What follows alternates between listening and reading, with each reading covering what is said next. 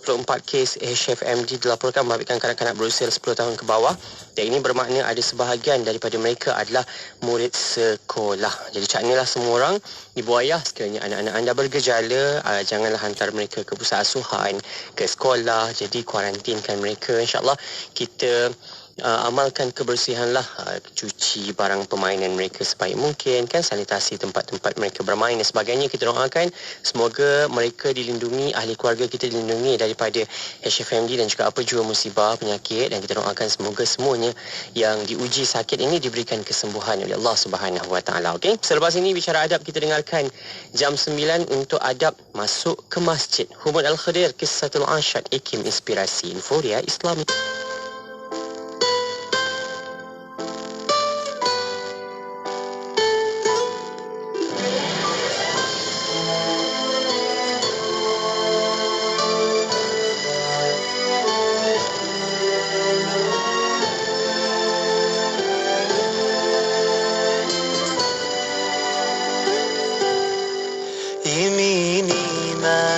عمي ووصاني عليك وقال تراها قطعة مني أمانة تحفظ الميثاق أبيك تأمن الكلمة وبي منك وعود رجال قبلت وقلت له أبشر بوسط العين والأعمال تذكرين بهالتاريخ والميلاد بدينا قصة العشاق بهالتاريخ والميلاد بدينا قصة العشاق بدينا الحب يا نبض القلب بدينا رحلة الأشواق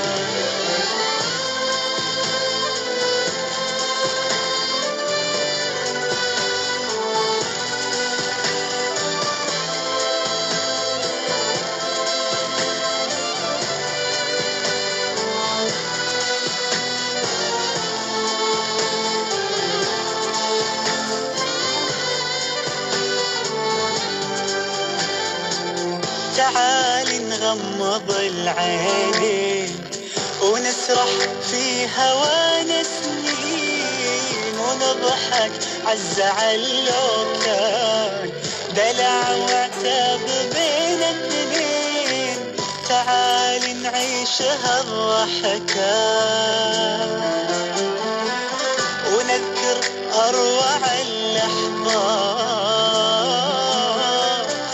تعال نعيش هالضحكات ونذكر أروع اللحظات وندعي يا عسى اللي جاي يكون أجمل من اللي فات بهالتاريخ والميلاد بدينا قصة العشاق بهالتاريخ والميلاد بدينا قصة العشاق بدينا الحب يا نبض القلب بدينا رحلة الأشواق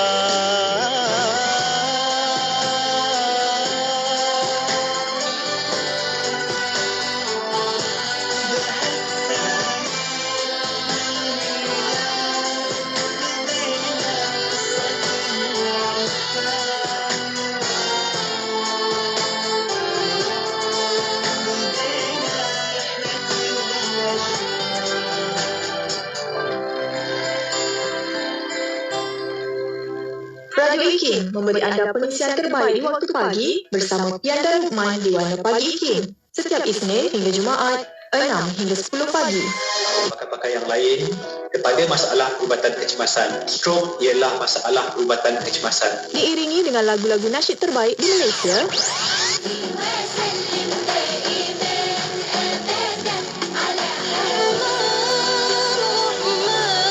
Terus setia bersama IKIM, Inspirasi Inforia Islami. Inspirasi Inforia Islami, semuanya di IKIM. Daripada Anas bin Malik radhiyallahu anhu, daripada Rasulullah sallallahu alaihi wasallam, dalam doanya, Allahumma inni a'udzubika minal hammi wal hazan wa a'udzubika minal ajzi wal kasal wa a'udzubika minal jubni wal bukhl wa a'udzubika min ghalabati ad-daini wa qahri ar-rijal.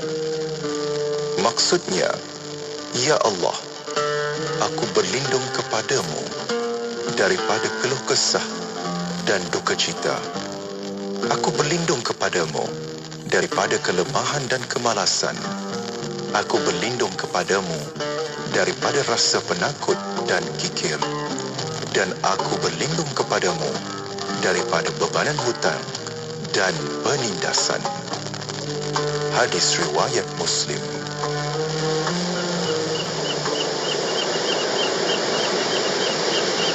Allahumma antas salam wa minkas salam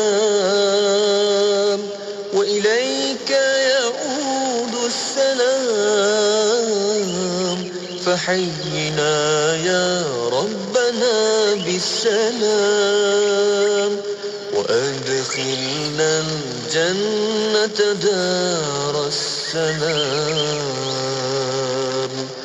اللهم أنت السلام ومنك السلام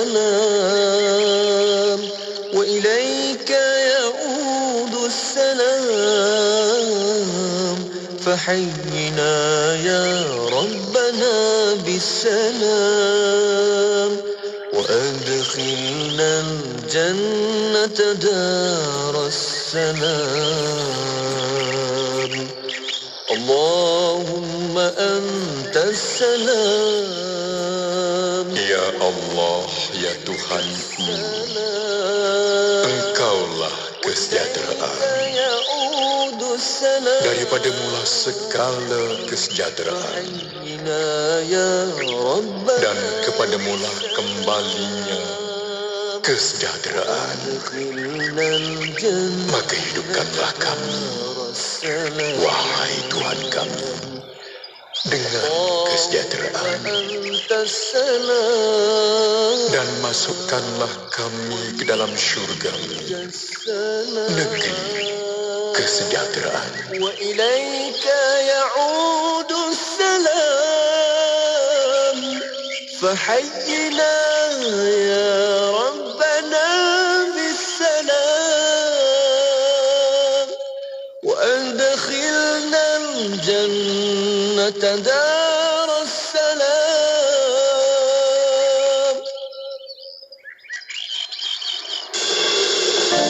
Kita beradab, mudah-mudahan dengan adab ini menjadi jalan untuk kita semakin dekat dengan Allah.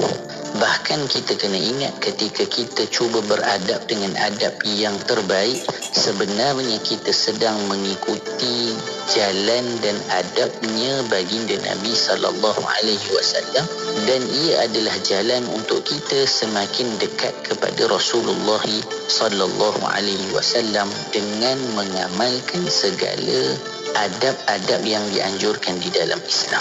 Pelajari dan jalani kehidupan yang diselami adab dan etika baginda Rasulullah SAW menerusi rancangan Bicara Adab bersama Al-Fadhil Ustaz Ahmad Salahuddin Harun setiap Selasa 9 malam hanya di IKIM, Inspirasi Inforia Islami. Kota Baru 89.8. Anda kini sedang mendengarkan Ekspresi IKIM bersama Haji Faiz Haji Osman. Radio IKIM Inspirasi Inforia Islami. Bismillahirrahmanirrahim. Assalamualaikum warahmatullahi wabarakatuh. Selamat malam semuanya. Rakan-rakan saya terus dengarkan siaran IKIM waktu ini. Bersiaran temankan saya Faiz Haji Osman sampailah jam 12.30 malam nanti. Dan hari ini untuk bicara adab kita jam 9 malam Anda boleh sama-sama ikuti pengajian ilmu kita menerusi live Facebook IKIM FM. Kita bawakan juga menerusi fanpage di YouTube channel kita IKIM Media pun ada. Dan pastinya anda boleh dengarkan radio macam biasalah sambil memandu, sambil dekat rumah, menerusi aplikasi dalam talian, menerusi juga aplikasi telefon pintar anda. Silakan. Semoga bermanfaat apa yang kita nak bawakan. Dan bicara adab kita kali ini, kita nak bersama dengan Al-Fadhil Ustaz Ahmad Salahuddin Harun yang dapat bersama-sama dengan kita dalam talian untuk kita bawakan selanjutnya pengajian ilmu kita kali ini. Assalamualaikum Ustaz. Waalaikumsalam warahmatullahi taala wabarakatuh. Sihat Ustaz kita hari ini? Alhamdulillah sihat. Alhamdulillah sihat. Alhamdulillah, insyaAllah. Kita doa semoga Ustaz dalam peliharaan Allah Subhanahu Wa Taala sentiasa untuk berkongsi ilmu dengan kita. Banyak lagi yang bakal kita pelajari. Kalau sebelum ni kita dah ceritakan tentang adab pergi ke masjid. Sebelum-sebelum tu dah ada dah nak bersihkan dirinya macam mana, nak solat sunat subuh tu dekat mana, kita dah belajarkan sama-sama. Jadi saya harap saya lah terutamanya dan juga semua, agar apa pun yang kita dah pelajari dekat Radio IKIM untuk bicara adab kita terutamanya ni, kita dapat amalkan bersama-sama. Dan kita tak nak terhenti dekat situ, kita nak orang lain juga dapat beramal sama juga dengan kita, insyaAllah. Jadi kongsi-kongsikan apa pun ilmu yang anda dapatkan dekat sini. Dan insyaAllah Ustaz, kita nak bawa selanjutnya adab masuk pula ke dalam masjid. Ni begitu telitinya, pergi sekiannya, nak masuk pula sekian adabnya. Ustaz, silakan Ustaz. Astaghfirullahalazim, astaghfirullahalazim, astaghfirullahalazim. Alladzi la ilaha illa huwal hayyul qayyum wa atubu ilaih. La ilaha illallah wahdahu la syarika lah. Lahul mulku wa lahul hamdu yuhyi wa yumiit wa huwa ala kulli syai'in qadir. ولا حول ولا قوة إلا بالله العلي العظيم. Assalamualaikum warahmatullahi ta'ala wabarakatuh. Kita mulakan pengajian kita pada malam ini dengan baca doa majlis ta'lim. Mudah-mudahan Allah Subhanahu wa ta'ala memberkati majlis kita pada malam ini.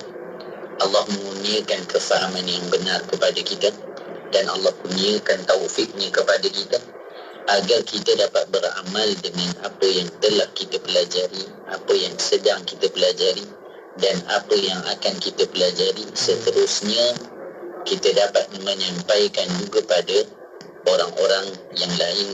Allahumma amin ya rabbal alamin. Bismillahirrahmanirrahim. Allahumma inna nuqaddimu ilaika baina aydina kulli nafasin wa lamhatin wa lahzatin wa khatratin wa tarfatin يطرف بها أهل السماوات وأهل الأرض وكل شيء هو كائن في علمك أو قد كان. نقدم إليك بين أيدينا ذلك كله.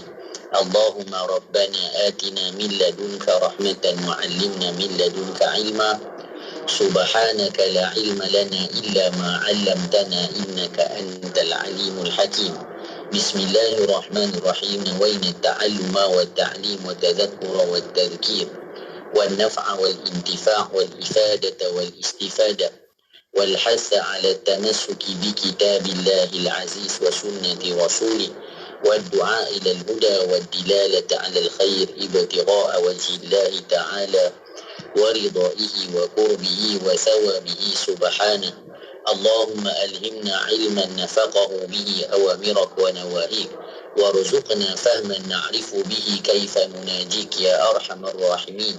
اللهم إنا نسألك فهم النبيين وحفظ المرسلين وإلهام الملائكة المقربين. اللهم أغننا بالعلم وزينا بالحلم وأكرمنا بالتقوى وجملنا بالعافية يا أرحم الراحمين. اللهم إنا نستودعك ما قرأناه أو نقرأه في هذا المجلس وما قبله وما بعده، فاحفظه علينا حتى ترده إلينا وقت احتياجنا إليه. وصلى الله على سيدنا محمد وعلى آله وصحبه وسلم. بسم الله الرحمن الرحيم. رب اشرح لي صدري ويسر لي أمري واحلل عقدة من لساني يفقه قولي وسدد ألسنتنا واهد قلوبنا وافعل كذلك بأحبابنا أبدا، وارزقنا كمال فتوح العارفين والفقه في الدارين مع كمال الإخلاص والصدق واليقين والعافية والغنى والنصر والحفظ والنفع والانتفاع وخيرات الدارين وعلوم الأولين والآخرين وصلى الله على سيدنا محمد وعلى آله وصحبه وسلم والحمد لله رب العالمين.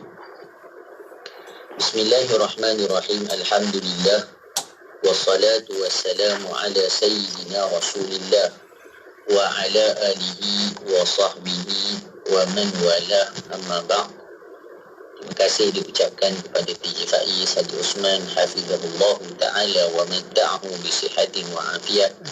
Sidang pendengar IKIM yang dimuliakan Allah Subhanahu wa ta'ala, alhamdulillah, puji dan syukur kita panjatkan kehadrat Allah Subhanahu wa ta'ala atas segala nikmat yang Allah berikan kepada kita, terutamanya nikmat iman dan Islam, nikmat kesihatan, nikmat masa lapang, dan sekalian nikmat yang kita ketahui ataupun tidak, merupakan semua perkara dan nikmat yang wajib untuk kita syukuri kepada Allah Subhanahu wa ta'ala. Alhamdulillah, kita bertemu lagi pada malam ini dalam siri pengajian mingguan kita memperbahaskan sebuah kitab yang sangat barakah, kitab Bidayatul Hidayah karangan Al-Imam Al-Ghazali rahimahullah ta'ala, dalam membicarakan berkaitan dengan bagaimana panduan kehidupan seorang Muslim dalam menjalani hidup menuju Allah Subhanahu wa ta'ala. Kita perlu ingat di dalam kehidupan kita, kita datang daripada Allah dan akan kembali kepada-Nya. Maka sudah tentu jalan yang perlu kita lalui bukanlah mengikut susun atur kita, tetapi mengikut apa yang diinginkan oleh Allah Subhanahu wa ta'ala. Maka sebab itulah setiap hari di dalam salat kita minta kepada Allah agar Allah memberikan petunjuknya kepada kita, agar kita dapat sampai kepada Allah dan kita dapat menjalani perjalanan yang lurus untuk menuju Allah Subhanahu wa ta'ala. Pada malam ini kita akan masuk perbahasan kita di dalam kitab Bidayatul Hidayah pada pembicaraan adab-adab masuk ke dalam masjid. Sebelum kita mulakan pengajian kita, mari sama-sama kita hadiahkan Al-Fatihah kepada Al-Imam Al-Ghazali rahimahullah ta'ala, juga kepada Syekh Ahmad Fahmi Zamzam rahimahullah ta'ala yang telah berkhidmat kepada kitab ini sehingga kita mampu membaca dan mengambil manfaat daripadanya, juga kepada kedua ibu bapa kita, guru-guru kita, seluruh kaum muslimin muslimat. Al-Fatihah.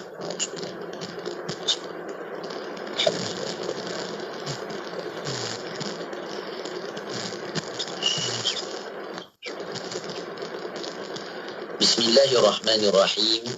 Kata Al-Imam Al-Ghazali rahimahullahu ta'ala, dalam teks bahasa Arab ini disebutkan, فَإِذَا أَرَدْتَ الدُّخُولَ إِلَى الْمَسْجِدِ فَقَدِّمْ رِجْلَكَ الْيُمْنَى. Apabila engkau hendak masuk ke dalam masjid, maka dahulukanlah kakimu yang kanan. Maka seperti mana yang kita sebutkan sebelum ini, betapa detailnya Al-Imam Al-Ghazali bicarakan tentang sunnah-sunnah untuk kita hidupkan di dalam kehidupan kita, dengan adab tidurnya, dengan adab bangun paginya, dengan adab nak pergi ke masjidnya, bahkan nak masuk ke tandas sendiri punya adab yang tertentu. Maka ketika kita bicara tentang adab nak masuk ke masjid, sudah tentu lebih utama kita menjaga adab-adabnya, kerana masjid merupakan rumah Allah dan masjid merupakan tempat yang dicintai dan disukai oleh Allah. Bayangkan kalau kita mengaji dulu dan kita adab, nak masuk pasar pun ada doa, ada zikir. Takkanlah masuk ke masjid tidak ada adab dan juga zikir serta doa. Lebih banyak lagi doa dan zikir yang perlu kita panjatkan. Bahkan adab-adab yang perlu kita hidupkan ketika mana kita ingin masuk ke rumah Allah Subhanahu wa ta'ala. Dinamakan rumah Allah dengan pelbagai sebab. Bahkan cukuplah pulau kalau kita nak jadikan motivasi pada diri kita. Di rumah Allah, tempat Allah nak ampunkan hamba-Nya. tempat kita mendapat pahala yang cukup banyak, bahkan tempat kita berkumpul dengan orang-orang yang saleh. Maka sudah tentu banyak nanti kita akan sebut niat-niat yang dianjurkan untuk kita niatkan ketika mana kita nak masuk ke masjid. Tapi kita tengok dulu apa kata Al-Imam Al-Ghazali. Bila nak masuk masjid, kan kita dah melangkah ke masjid dengan doanya, dengan zikirnya, dah sampai ke masjid. Maka Imam Ghazali kata, mulakan dengan masuk ke masjid dengan kaki kanan. Maka di sini ada dua dalam satu adab yang kita nak lakukan. Yang pertama, adab untuk masuk ke masjid. Dan dah tentu kalau kita pergi ke masjid, kita akan pakai selipar, pakai sepatu, pakai sandal. Maka ada adab melepas dan memakai sandal juga yang boleh kita aplikasikan dalam adab kita nak masuk ke masjid. Maka disebutkan di dalam kitab Maraqil Ubudiyah oleh Syekh Nawawi Al-Bandani rahimahullahu ta'ala, bila mana kita nak masuk ke masjid, bila kita buka selipar, maka kita lepaskan selipar kaki kiri kita dahulu. Kemudian letakkan kaki kiri kita di atas selipar kita. Jangan terus masuk ke masjid. Kita ni bila buka selipar terus melangkah ke masjid. Ustaz, saya nak hidupkan sunnah selipar. Tapi kita telah menguburkan sunnah masuk ke masjid. Jadi telitinya para ulama pesan ke kita sampai macam tu Ustaz. Sebenarnya benda-benda macam tu kita kena fikir sendirilah sepatutnya. Tapi inilah namanya ulama. Fikirnya tentang umat, risaunya tentang umat, maka dibuat semuanya agar umat dapat hidup dalam sunnah baginda Rasulullah sallallahu alaihi wasallam. Dan inilah khidmat mereka kepada umat baginda Nabi. Maka kalau kita fikir macam tu, kita baca macam tu, kita kena tanya juga diri kita, apa pula khidmat kita kepada umat baginda Nabi sallallahu alaihi wasallam. Maka disebutkan apa dia? Kita buka kasut kaki kiri, kita pun letak kaki kita atas kasut kita. Kemudian kita buka kasut kita kaki kanan, kemudian kita letak kaki kita atas kasut kita yang kanan. Kemudian barulah kita masuk ke masjid dengan kaki kanan. Kenapa kita nak masuk dengan kaki kanan? Kerana masjid adalah semulia-mulia tempat. Berbeza dengan keadaannya kalau kita masuk ke tandas. Kita dah sebut sebelum ni, kalau masuk ke tandas kaki kiri dahulu. Kerana apa? Ia tempat yang kita sebutkan tempat yang kotor, tempat untuk qada hajat ataupun tempat untuk membersihkan anggota badan dan sebagainya. Maka berbeza dengan tandas dimulakan dengan kaki kiri, tetapi masjid dimulakan dengan kaki kanan. Sampai disebutkan seperti mana kita dah pernah sebut, orang kalau dia salah dalam melangkah masuk ke tandas, maka keluar balik dan masuk balik. Sedemikian para guru kita pesan, ketika mana kita masuk ke masjid, kita termasuk dengan kaki kiri, keluar semula ke masjid dan masuk semula dengan kaki kanan. Niatkan untuk didik diri kita menghidupkan sunnah baginda Nabi sallallahu alaihi wasallam. Juga kita pesan apa yang pernah kita pesan dulu oleh guru kita yang mulia Al-Habib Muhammad Amin bin Idrus dalam kitab adab. Beliau kata, kalaulah seseorang dia teringat satu sunnah Nabi yang dia telah tinggalkan, dah masuk masjid kaki kiri, tak apalah, dah masuk dah pun, nanti nak keluar lah baru buat sunnah. Maka ditakuti nanti Allah tidak beri taufik kepadanya untuk hidupkan sunnah-sunnah yang lain. Jadi kalau teringat, maka buat.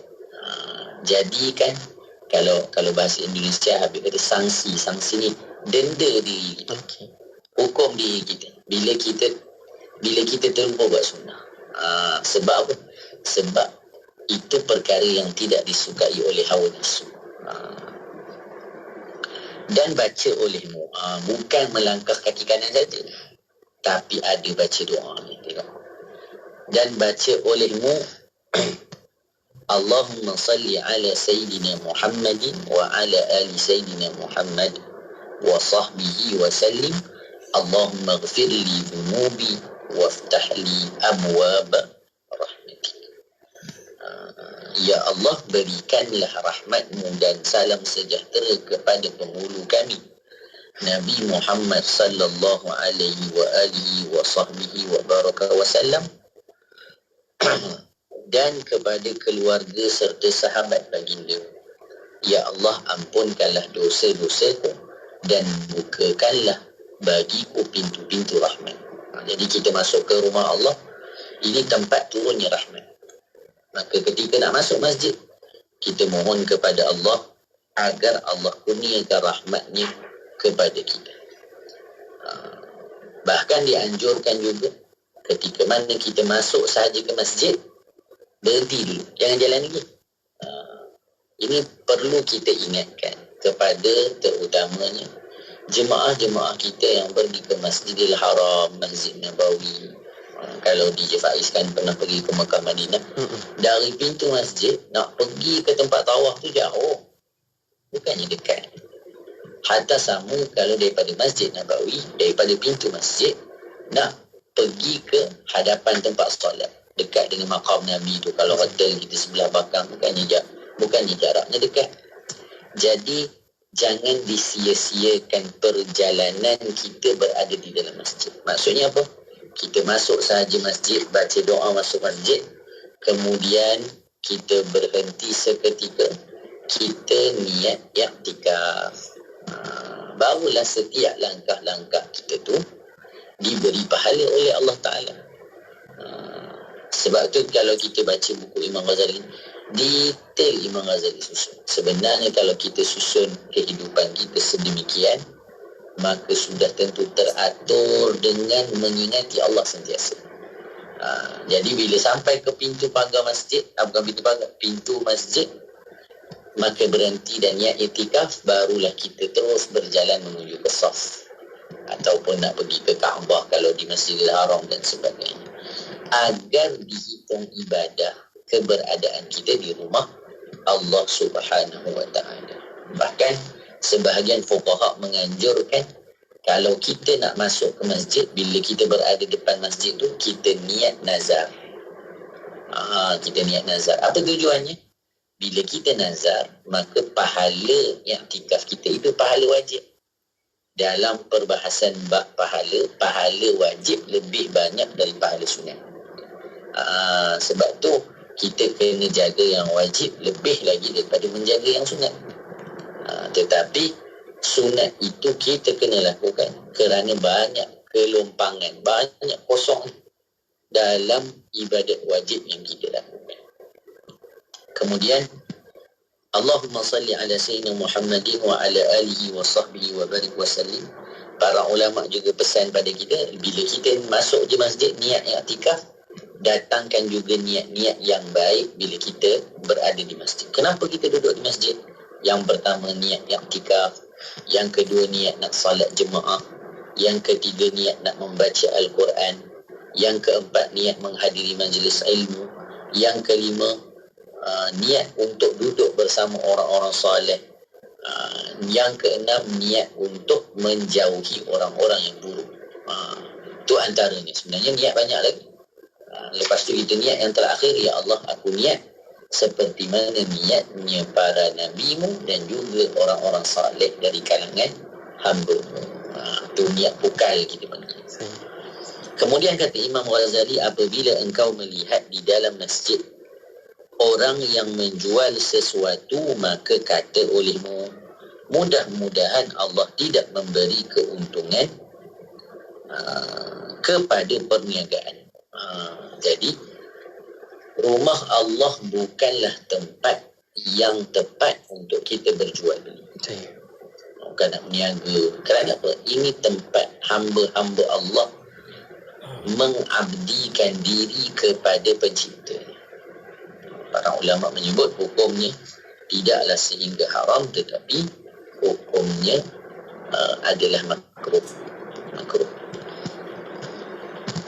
Dan apabila engkau melihat orang yang mencari sesuatu harta, yang hilang, maka kata olehmu, mudah-mudahan Allah tidak mengembalikan kepadamu harta yang hilang.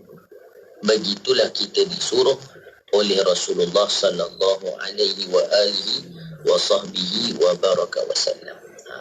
Jadi yang ingin disampaikan di sini nak bagi tahu kepada kita tentang kemuliaannya rumah Allah Subhanahu wa taala. Bukan kita jadikan ia sebagai tempat mencari kepentingan peribadi. Ini perkara yang kita boleh fahami daripada perkataan dan pesanan Imam Ghazali.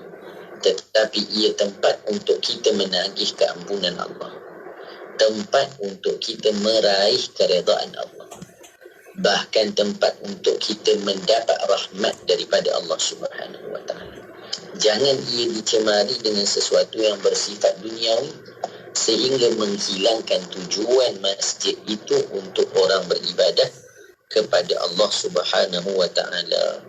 Kemudian kata Imam Ghazali, apabila engkau masuk ke dalam masjid, maka jangan engkau duduk sehingga engkau sembahyang dahulu 2 rakaat tahiyatul masjid.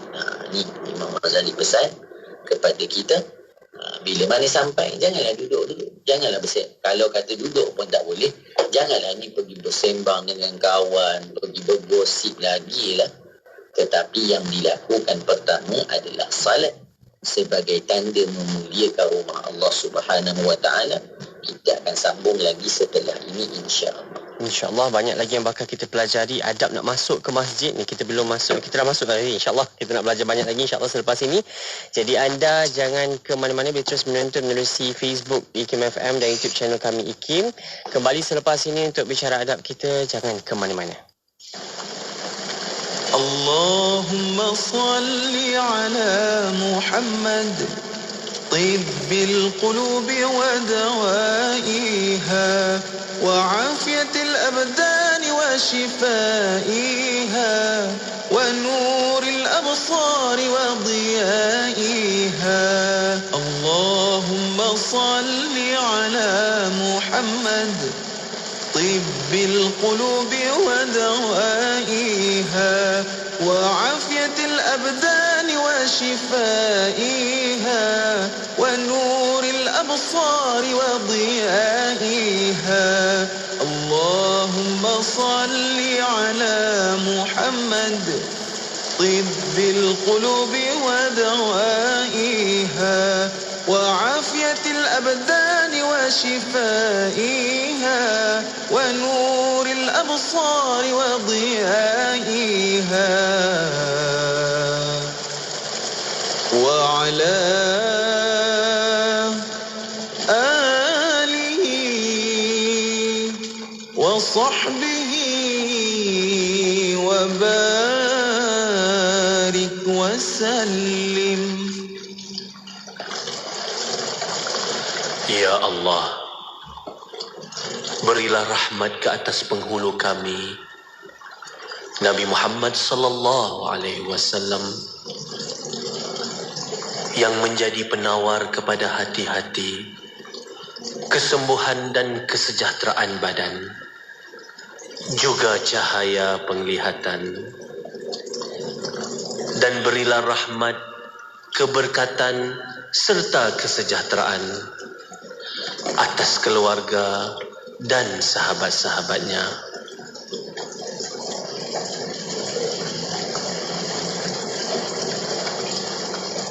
Tidak kira di mana jua, kami sentiasa bersama anda.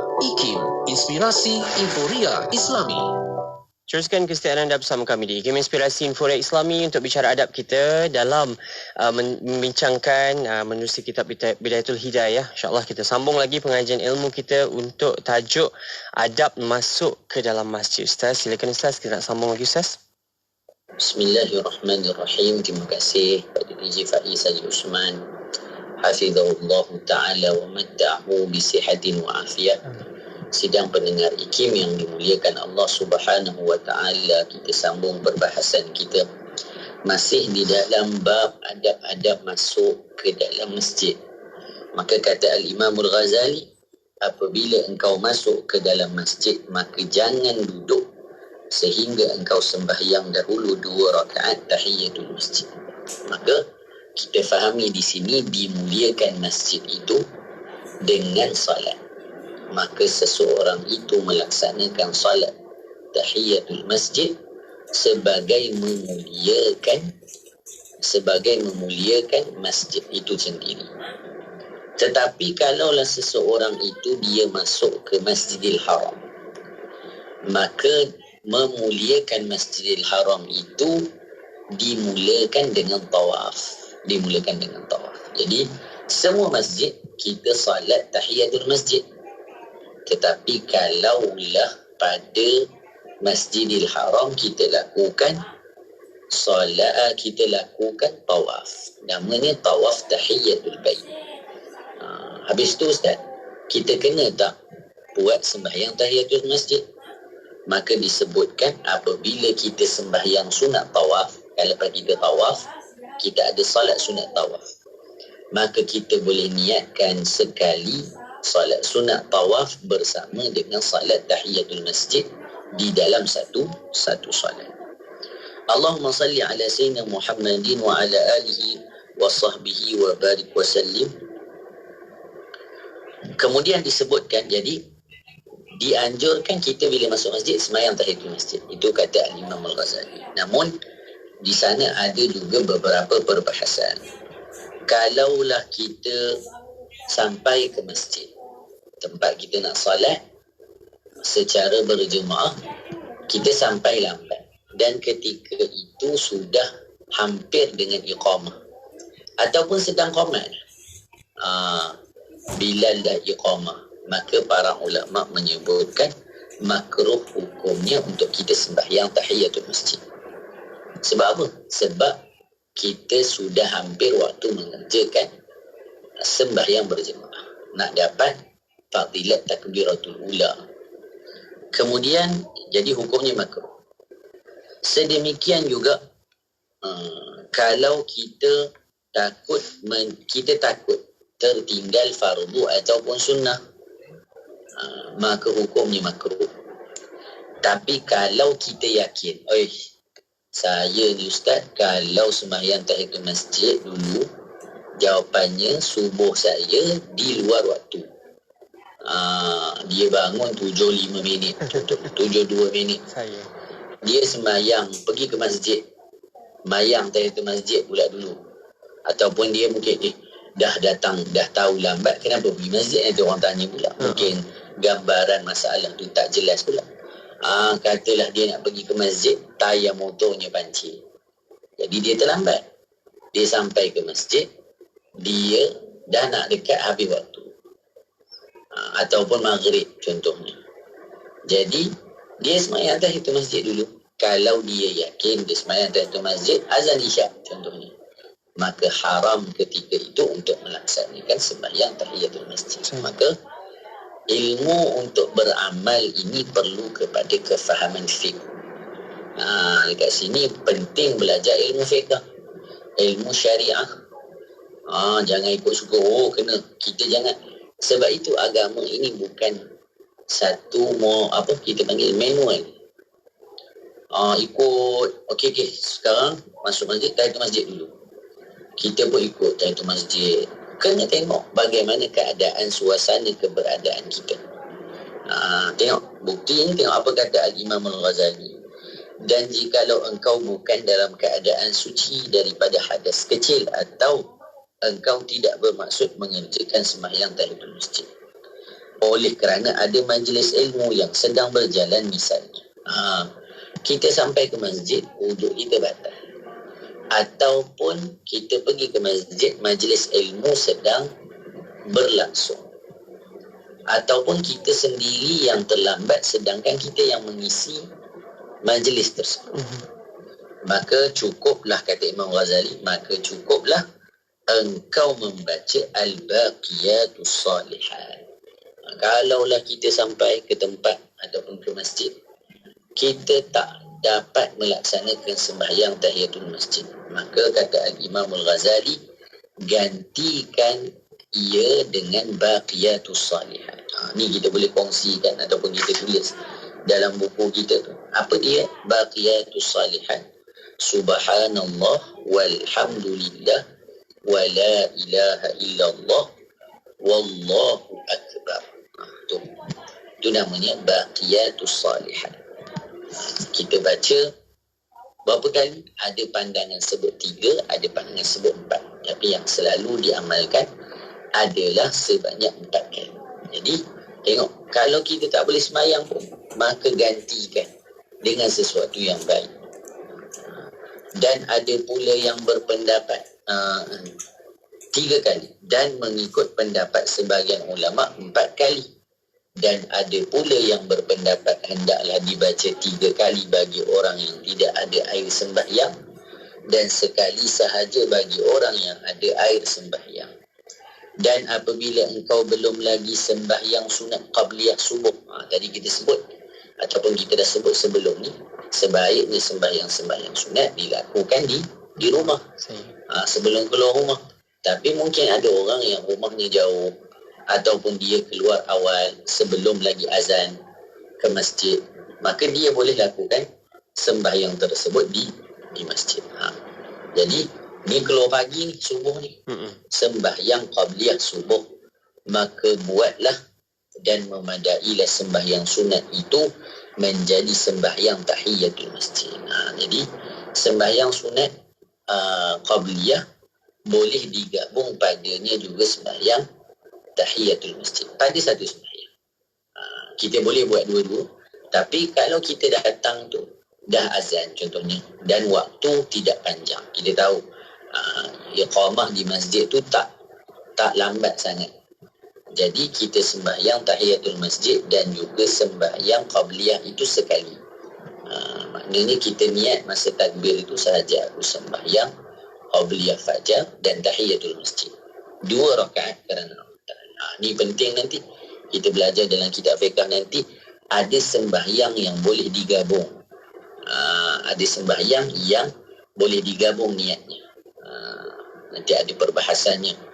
Ada sembahyang namanya naflul mutlaq, ada salat yang namanya zatus sabab, ada yang namanya zatu waqtin. Tu beza-beza keadaannya nanti akan kita pelajari lagi dalam pengajian yang lain. Cuma kita sebutkan di sini sembahyang qabliyah dan sembahyang tahiyatul masjid boleh digabung. Kalau orang yang kesetukan masa ataupun orang yang tadi dia tak nak sembahyang banyak contohnya, boleh untuk digabung juga. Dan kita ingatkan untuk diri kita, untuk diri saya terutamanya, sembahyang sunat subuh usahakan agar tidak ditinggalkan. Saya minggu yang lalu sempat ke Indonesia ziarah ke pondok penulis kitab adab Habib Muhammad Amin bin Idrus. Beliau pesan kalau kita ni jenis malas-malas sangat, tak larat lah nak buat sunat-sunat ni, jagalah sekurang-kurangnya solat duha, solat witir, qabliyah dan ba'diyah. Jaga tu 3 sembahyang yang kita jaga baik-baik. Bunyi 3 je Ustaz. Nak buat ni bukannya senang. Memanglah 3 je, tapi nak buat saya dugaannya. Baik, maka disebutkan kemudian apa dia? Jadi kenapa jaga qabliyah subuh kita?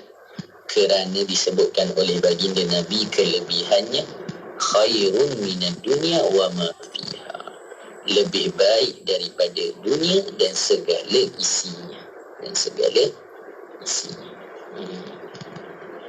Kemudian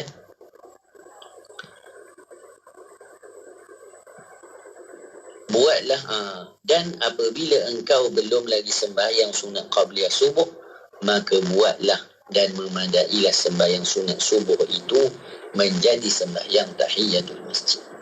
Dan apabila engkau selesai daripada demikian itu, maka hendaklah engkau berniat i'tikaf di dalam masjid dan bacalah doa yang selalu dibaca oleh Rasulullah selepas sembahyang sunat subuh.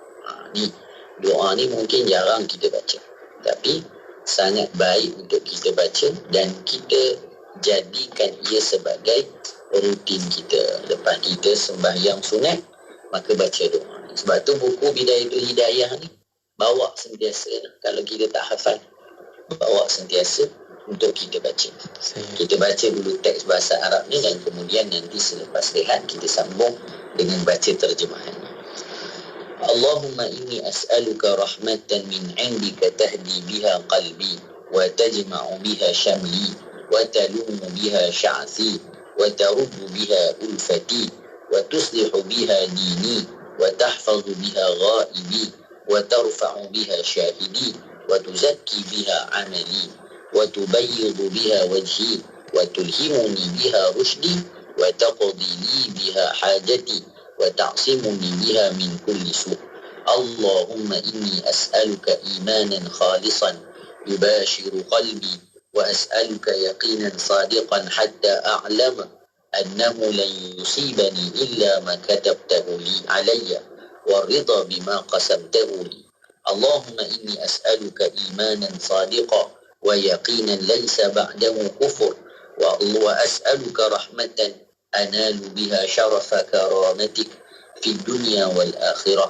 اللهم إني أسألك الصبر عند القضاء والفوز عند اللقاء ومنازل الشهداء وعيش السعداء والنصر على الأعداء ومرافقة الأنبياء اللهم إني أنزل بك حاجتي وإن ضعف رأيي وقصر عملي وافتقرت إلى رحمتك فأسألك يا قاضي الأمور ويا شافي الصدور كما تجير بين البحور أن تجيرني من عذاب السعير ومن فتنة القبور ومن دعوة الثبور اللهم وما ضعف عنه رأيي وقصر عنه عملي ولم تبلغه نيتي وأمنيتي في خير وعدته أحدا من عبادي أو خير أنت معطيه أحدا من خلقك فإني أرغب إليك فيه وأسألك إياه يا رب العالمين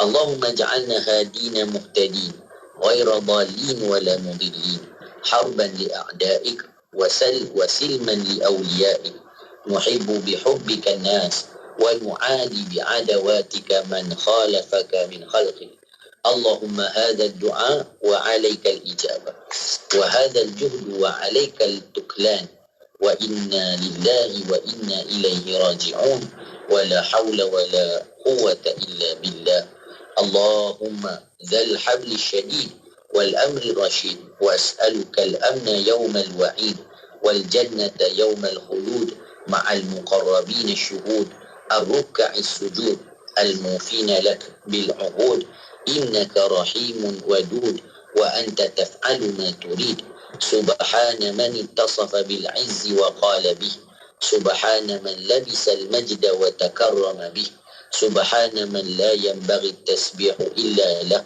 سبحان ذي الفضل والنعم سبحان ذي القدرة والكرم سبحان الذي أحصى كل شيء بعلمه اللهم اجعل لي نورا في قلبي ونورا في قبري ونورا في سمعي ونورا في بصري ونورا في شعري ونورا في بشري ونورا في لحمي ونورا في دمي ونورا في عظامي ونورا من بين يدي ونورا من خلفي ونورا عن يميني ونورا عن شمالي ونورا من فوقي ونورا من تحتي اللهم زدني نورا وأعطني نورا أعظم نورا وأعظم نورا واجعل لي نورا برحمتك يا أرحم الراحمين.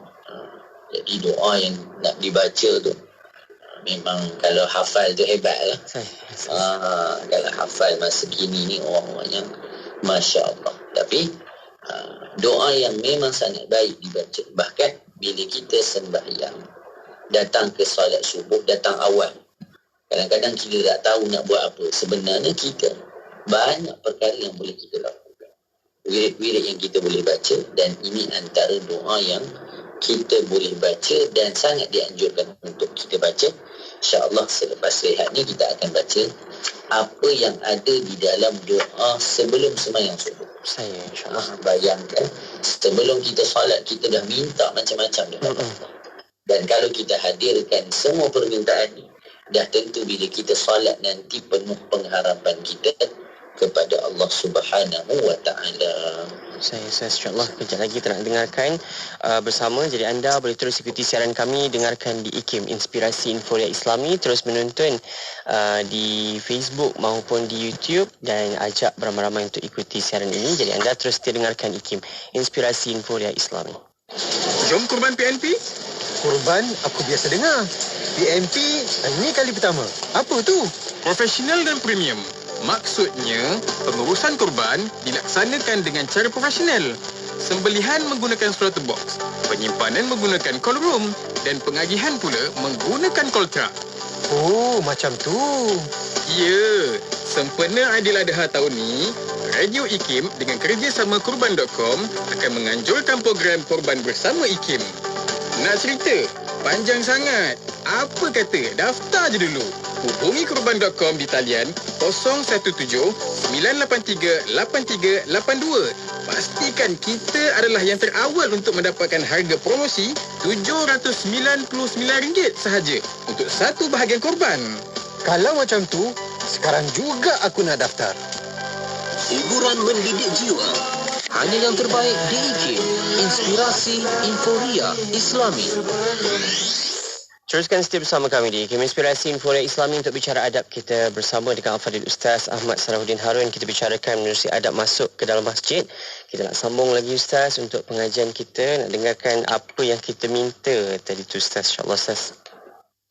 Bismillahirrahmanirrahim. Terima kasih pada DJ Faiz Haji Usman.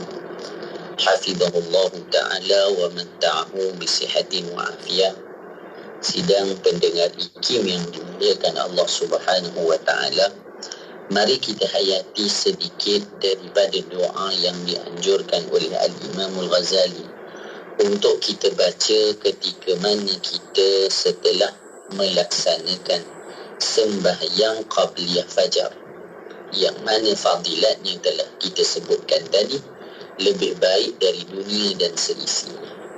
Maka jangan ditinggalkan qabliyah subuh, juga membaca doa setelahnya. Maka di dalam doa yang kita baca tadi disebutkan dengan apa yang telah diterjemahkan oleh Syekh Ahmad Fahmi Zamzam rahimahullahu ta'ala. Ya Allah, sesungguhnya aku memohon kepadamu agar rahmat yang turun di sisimu, yang dengannya engkau memberi hidayah di dalam hati. Kita mohon kepada Allah agar Allah turunkan rahmat dan Allah berikan hidayahnya kepada kita. Ini perkara yang besar. Awal-awal pagi kita dah minta agar kita diberikan petunjuk dalam kehidupan kita seharian, dan dengannya engkau himpunkan yang bercerai-cerai daripada segala urusan, dan dengannya engkau kumpulkan yang bercabang-cabang daripada segala pemikiranku, dan dengannya engkau pulangkan segala yang menjinakkan hatiku, yakni melembutkan hatiku. Maka Syekh kata dulu, kita kena minta rahmat kepada Allah agar diberikan sesuatu yang boleh melembutkan hati kita. Kadang-kadang hati kita ni tak tentu, jadi kena minta pada Allah agar Allah berikan sesuatu yang boleh lembutkan hati kita.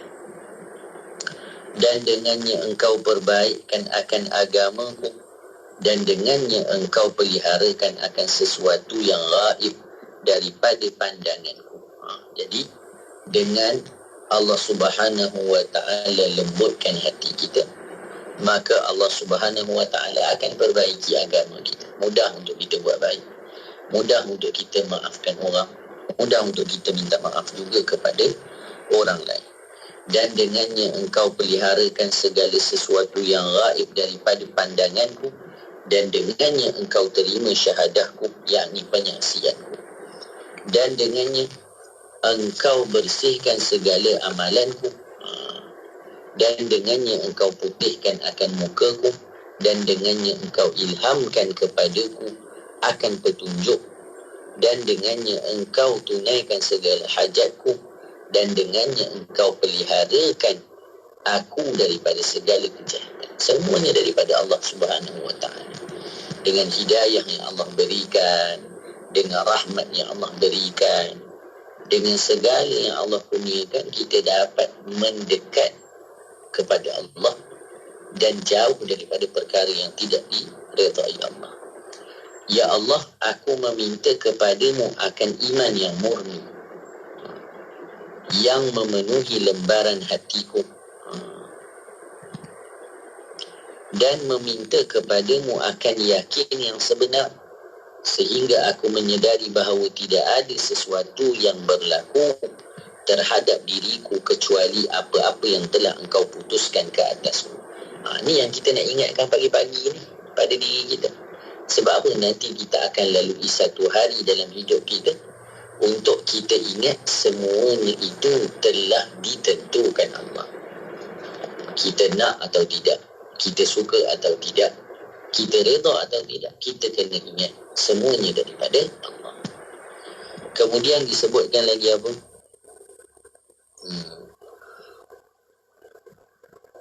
Sehingga aku menyedari bahawa tidak ada sesuatu yang berlaku terhadap diriku kecuali apa-apa yang telah engkau putuskan ke atasku, dan aku meminta supaya aku ridha dengan segala pemberian yang engkau bahagikan kepada. Ya Allah, sesungguhnya aku meminta kepadamu akan iman yang benar dan yakin yang tidak ada kufur lagi selepas, dan aku meminta rahmatmu yang dengan rahmatmu itu akan aku mendapat kemuliaan di dunia dan di akhirat kelak. Ya Allah, sesungguhnya aku memohon kepadamu akan keredaan yang menerima keputusan, keredaan untuk menerima keputusanmu, dan keuntungan ketika aku berjumpa denganmu. Kita nak mampu terima apa yang Allah tetapkan itu datangnya juga daripada Allah. Maka mohon kepada Allah, ya Allah, beri aku kekuatan untuk menerima segala ketentuan yang telah engkau tetapkan dalam hidupku. Kenapa kita kena minta macam ni pagi-pagi? Supaya kita mampu untuk sabar dan rida dalam hari yang akan kita lalui. Setiap hari kita buat macam ni, kita doa macam ni. Dan aku memohon supaya diberikan kepadaku kedudukan para syuhada dan kehidupan orang-orang yang bahagia, dan aku memohon kemenangan terhadap segala musuh-musuh, dan memohon supaya aku dikumpulkan bersama-sama dengan para anbiya pada hari kiamat nanti. Ya Allah, hanya kepadamu aku persembahkan segala hajatku, walaupun lemah pemikiranku dan kurang amalan. Ni pengakuan. Kita bila nak mohon pada Allah, kena mengaku kita lemah, mengaku kita berdosa, mengaku kita salah, mengaku kita kurang. Janganlah bahasa ni depan Allah pun kita nak act lagi. Itu tak kena lah macam tu.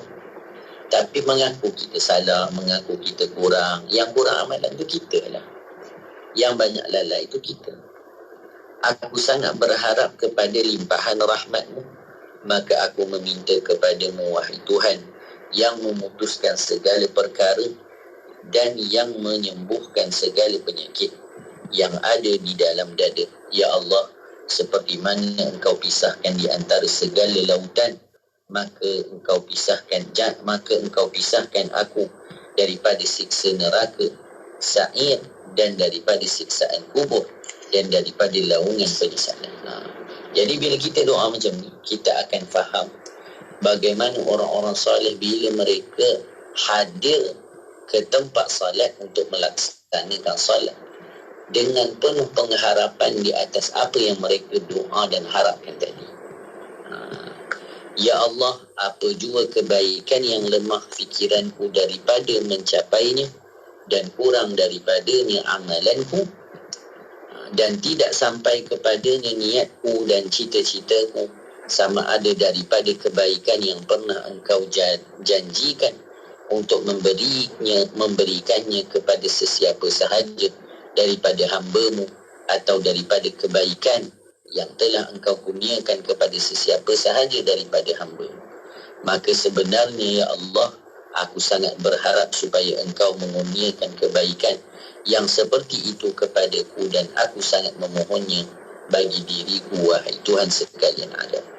Ya Allah, jadikanlah kami ini daripada golongan hamba-Mu yang mendapat petunjuk dan memberi petunjuk kepada orang lain, bukan daripada golongan yang sesat dan bukan pula daripada golongan yang menyesatkan orang lain. Jadikanlah kami memusuhi orang yang memusuhi Engkau dan berdamai dengan seluruh penolong. Jadikanlah kami mencintai manusia dengan kecintaan-Mu dan memusuhi dengan permusuhan-Mu siapa sahaja yang engkar kepadamu daripada makhluk. Maksudnya, kita menyukai seseorang kerana Allah dan kita membenci seorang juga kerana Allah. Bukan benci kerana diri kita membencinya, tetapi perbuatannya itu tidak disukai oleh Allah, maka kita membenci perbuatannya. Ya Allah, inilah doa kami dan kepadamu diharapkan untuk terima, dan hanya sekadar ini sahaja usaha kami, dan kepadamu kami berserah.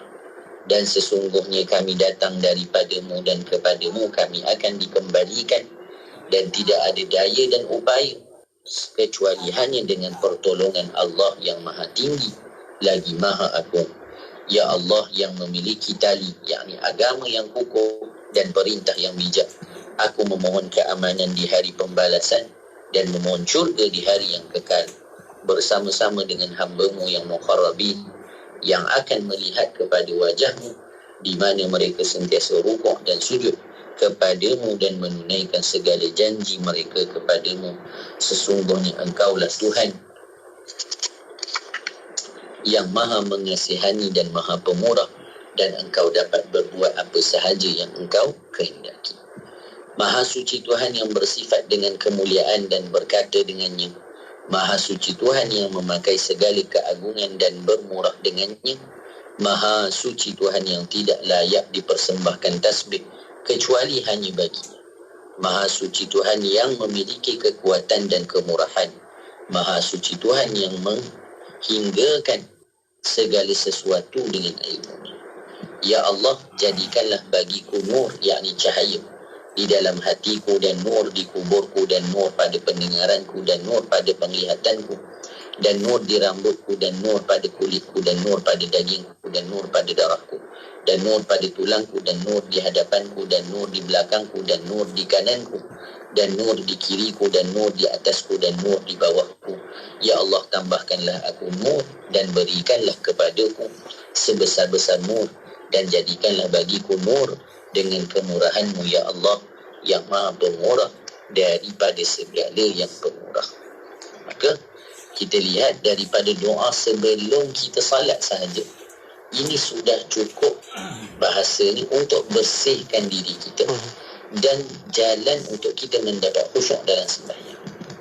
Jadi kalau kita lakukan semua aturan ini di Faiz, bila kita nak masuk sembahyang subuh nanti, kita akan hadir hati kita kepada Allah dengan penuh pengharapan, dengan penuh khusyuk, sehingga yang kita hanya harapkan dan hanya kita tumpukan salat kita itu pada Allah Subhanahu Wa Taala.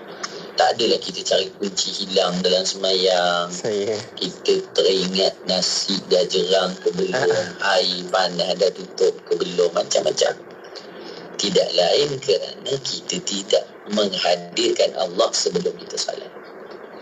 Jadi insya-Allah selepas ini pada pertemuan akan datang baru kita akan bicara pula tentang bila mana kita mendengar azan daripada muazzin dan juga solat serta amalan setelah sembahyang. InsyaAllah. Terima kasih banyak Ustaz. Jazakallah khair untuk perkongsian kita kali ini berkaitan dengan adab nak masuk ke masjid. Panjang lagi adab ini untuk kita bahaskan, untuk kita bicarakan. Yang paling penting sebab banyak amalan-amalan yang boleh kita amalkan. Yang paling penting adalah dapat kita beramal dengan apa pun yang dah kita pelajari. Ustaz, terima kasih banyak untuk ilmunya hari ini. Semoga terus dalam peliharaan Allah Subhanahu Wa Taala sentiasa, insya-Allah. Ada kesempatan kita jumpa nanti minggu hadapan untuk perkongsian cara adab kita, Ustaz. Assalamualaikum. Assalamualaikum warahmatullahi wabarakatuh. Buat anda, pastikan terus setia bersama-sama dengan kami. Dengarkan di Radio IKIM, Inspirasi Inforia Islami. Kembali ulang siar kita hari Sabtu ini jam 10 malam. Hanya di IKIM, Inspirasi Inforia Islami. Pagi yang indah disinari warna yang indah. Hiasi pagi anda dengan info semasa, muzik nasyid kontemporari, santapan minda berinspirasi dengan wadah informasi menerusi rancangan tafsir Al-Quran, motivasi pagi, Hayabil Arabiyah, topik pagi, analisis, kesihatan, generasi dan topik Jumaat. Semuanya dalam warna pagi bersama Pian dan Lokman dari 6 hingga 10 pagi. Hanya di IKIM, Inspirasi Inforia Islami. Ibu, adik rasa kurang sihat lah. Nah, makan vitamin C Jardin Kids. Kenapa ibu suka bagi adik makan vitamin ni? Sebab rasa dia yang sedap dengan buah strawberry sebenar. Kaya dengan vitamin C, rendah gula dan menggunakan gula tebu organik tanpa pewarna dan perisa tiruan. Semestinya halal. Natural Gummy Vitamin C dari Jardin Kids. Makanan tambahan terbaik untuk meningkatkan imuniti anak anda. Dapatkan di farmasi terpilih. Layari www.herbitus.com HERBITUS. WhatsApp 0377347155. Amalan bersedekah tidak terikat kepada umur, tidak juga kepada agama dan bangsa. Bersedekahlah dengan sedekah yang terbaik, khususnya buat saudara-saudara kita yang berada di Syria dan Yaman, yang kini amat memerlukan bantuan kita. Ayo zahirkan kebersamaan kita dalam kempen bantuan kecemasan Syria dan Yaman. Anjuran Aman Palestin sebagai satu cara memperkukuh tali persaudaraan. Layari www.jommenyumbang.com untuk pertanyaan lanjut. Bangkit berjuang bersama. Alah, mana nak simpan barang kemas ni, nak buat modal berniaga. Simpan je kat pajak gadai I di Bank Muamalat. Selamat. Kadar keuntungan tetap 0.94% bulan. Margin pembiayaan sehingga 80%. Had pembiayaan tinggi, lebih tunai. Sekarang bergosipkan tawaru? Lebih murah, Kak. Bayaran ansuran setiap 6 bulan dan kadar keuntungan dikira berdasarkan jumlah pembiayaan. Bukan lagi atas nilai cagaran emas macam sebelum ni. Wow, lagi menarik. Tunai mudah, kadar rendah, patuh syariah. Info lanjut di muamalat.com.my atau hubungi 03 2600 5500. Tetakluk terma. Carta Nasyid IKIM.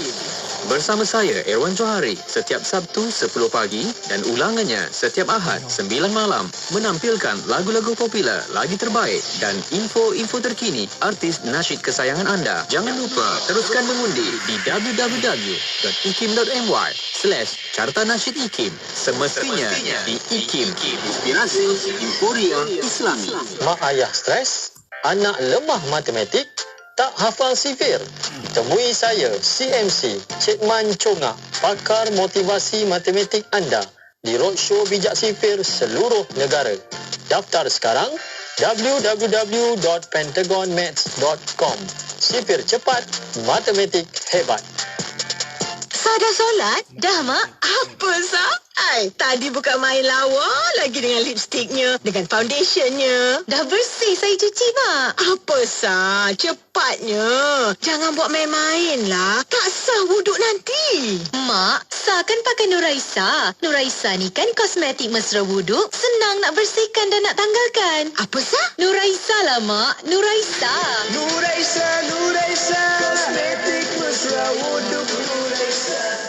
Jika anda penerima bantuan sara hidup BSH berumur 18 hingga 65 tahun, anda layak menerima skim perlindungan nasional B40 atau MySalam. Anda boleh menerima pendapatan gantian RM50 sehari sehingga 14 hari setahun jika dimasukkan ke hospital. Manfaat perlindungan 45 penyakit kritikal sekali seumur hidup sebanyak RM8,000. Untuk semakan dan tuntutan, layari mysalam.com.my. MySalam. Perlindungan takkan pun percuma. Inspirasi Inforia Islami. Semuanya di IKIM. Dengan hasrat agar rakyat Malaysia tanpa